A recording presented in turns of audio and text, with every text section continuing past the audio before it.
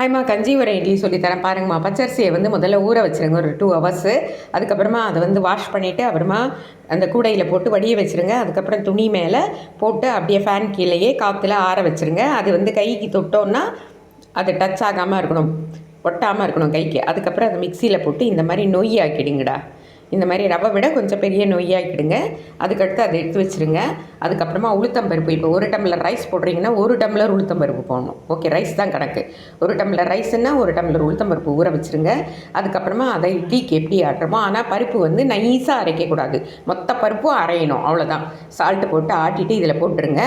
அதுக்கப்புறம் மிக்ஸி மட்டும் கொஞ்சமாக கழுவி தண்ணி ஊற்றுங்க. அதை தண்ணியிலேயே கலக்கக்கூடாது. அந்த மாவை நம்ம இட்லி வைக்கிற பதத்துக்கு கெட்டி தயிர் இருக்குது பார்த்தீங்களா, புளிச்ச தயிர், அதில் ஊற்றி கலந்து அப்படியே வச்சுருங்க. நைட்டு இட்லி வைக்க போகிறோம். அது இட்லி வைக்கும்போது நான் திருப்பியும் உங்களுக்கு சொல்லித்தரேன். ஓகே, லைக் பண்ணுங்கள், ஷேர் பண்ணுங்கள், கற்றுக்குங்க. தேங்க்யூ. கஞ்சிபுரம் இட்லி.